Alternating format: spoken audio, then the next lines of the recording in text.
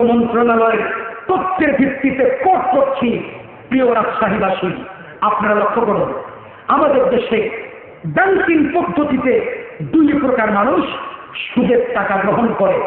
এক নাম্বার, যারা ক্ষুদ্র ব্যবসায়ী, নিঃস্ব, সর্বশান্ত, চলতে পারে না, এরা ব্যাংকিং পদ্ধতিতে সুদের টাকা গ্রহণ করে।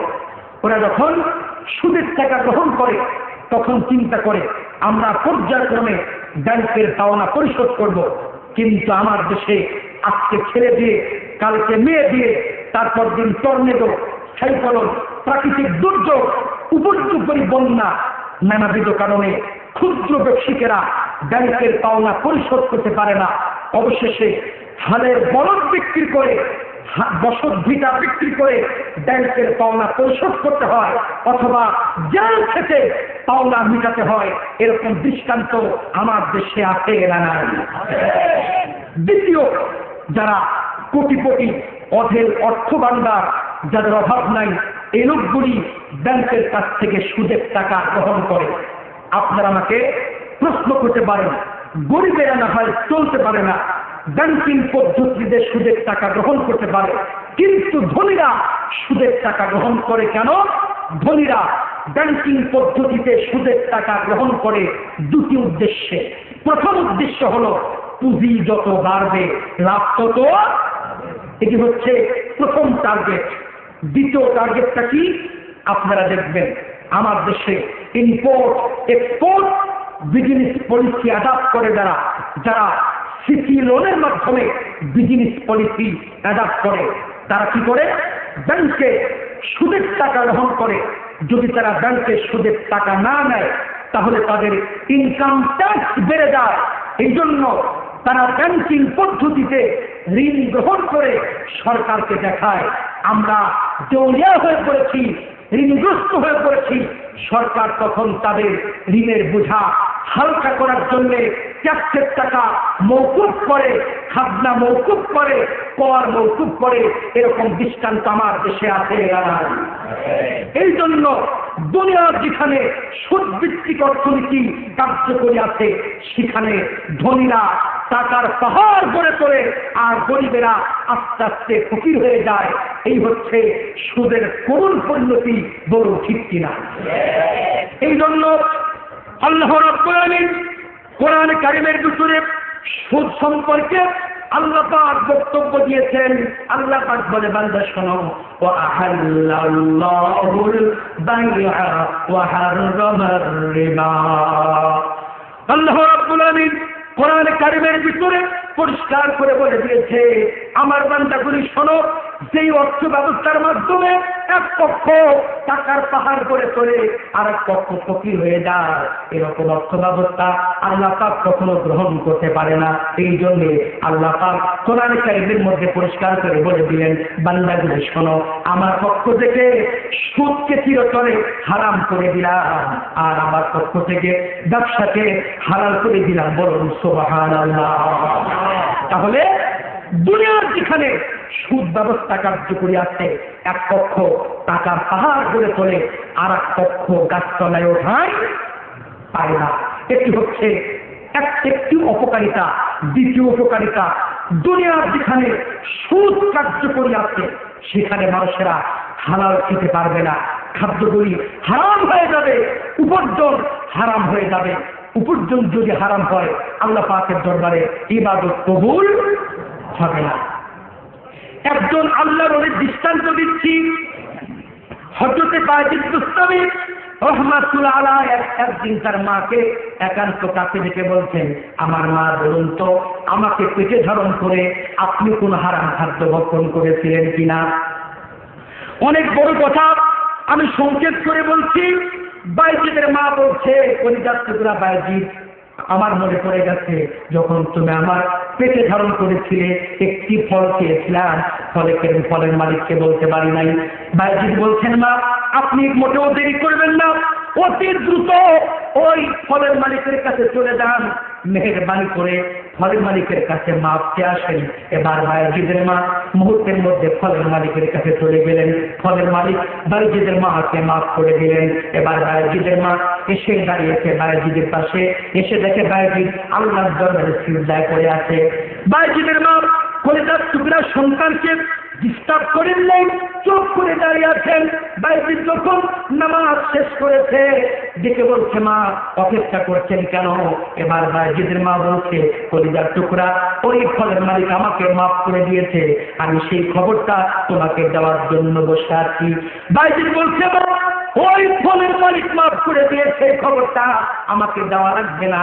ওই ফলের মালিক যখন আপনাকে মাফ করে দিয়েছে, আমি সিজদার মধ্যে আমার দুইটা চক্ষু দিয়ে আল্লাহ পাকের আর শাহিন পর্যন্ত দেখতে পেরেছি।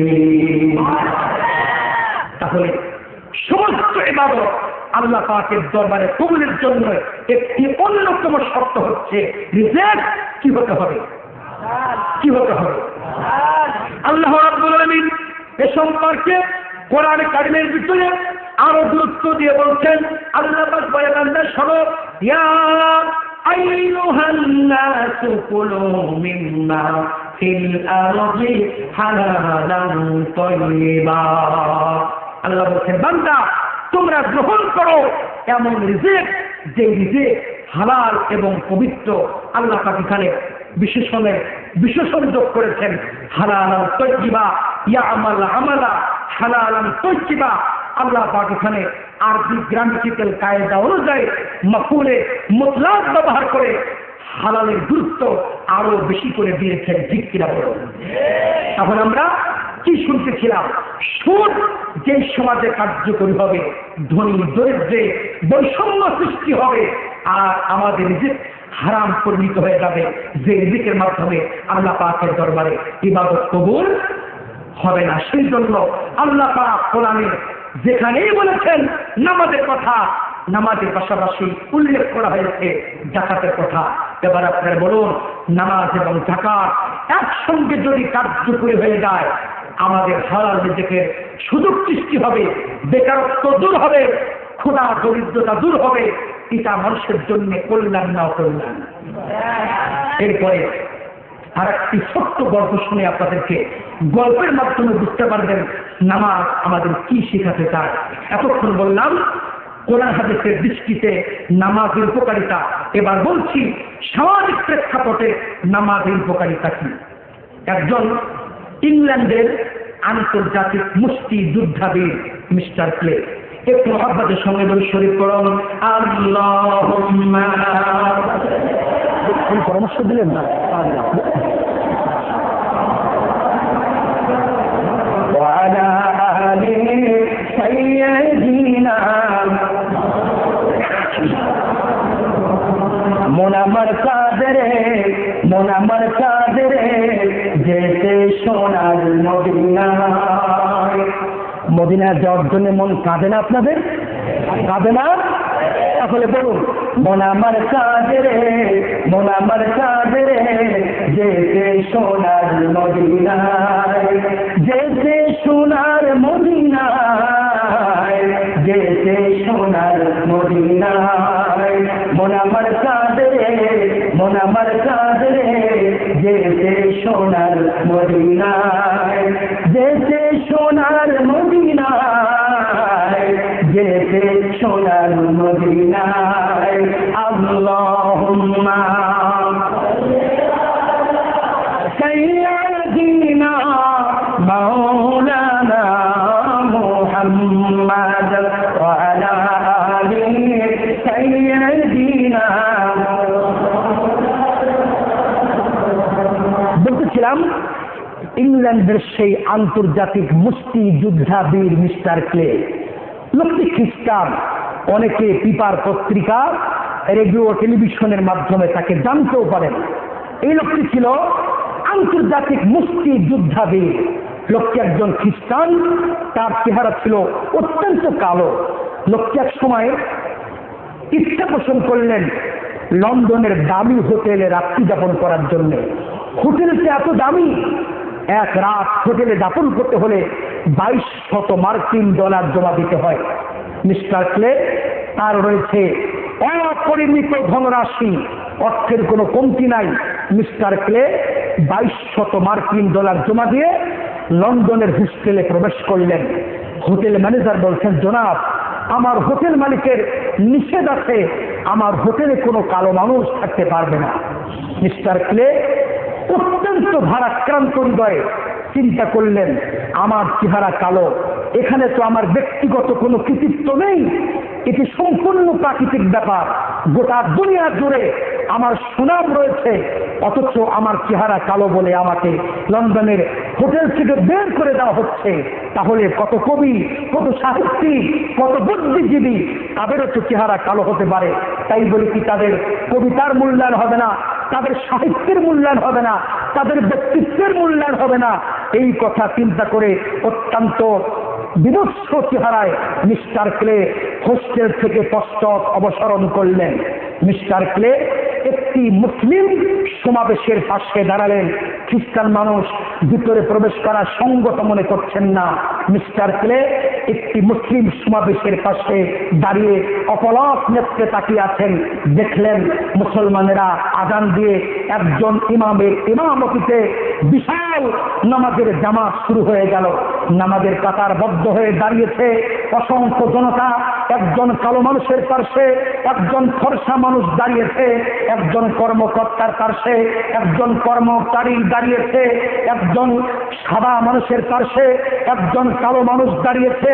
ওখানে কোনো বর্ণ বৈষম্যতা নেই, স্নিগ্ধ বর্ণ কৃষ্ণ বর্ণ পার্থক্যতার অপচেষ্টা নেই, আত্রাপের ব্যবধান নেই, পরস্পরের সহিত নিবিড় ভ্রাতৃত্বপূর্ণ সম্পর্কের অক্ষচৌকতা সংরক্ষণের মহা অনুভবতা নিয়ে পরস্পর কাতারবদ্ধভাবে দাঁড়িয়েছে। কেউ কাউকে কাতার থেকে বের করে দিচ্ছে না। মিস্টার ক্লে এই দৃশ্য দেখার পরে বলছেন, এর নাম মানবাধিকার। মানবাধিকার কারে বলে? কেউ কাউকে বের করে দিল না, একে অপরকে বরণ করে নিল। ধনী দরিদ্রে বৈষম্য নেই, আত্রাপ আশ্রাপের ব্যবধান নেই।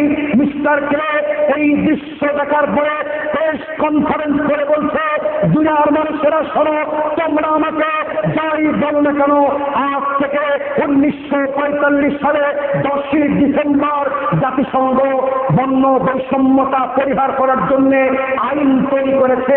এরপরেও বর্তমান বিশ্বে নেলসন ম্যান্ডেলা বর্ণবাদী আন্দোলনের নেতৃত্ব দিচ্ছে, আর মুসলমানেরা নামাজের জামাত প্রতিষ্ঠিত করে একে অপরকে বরণ করে নিয়েছে, একে অপরকে গ্রহণ করে নিয়েছে।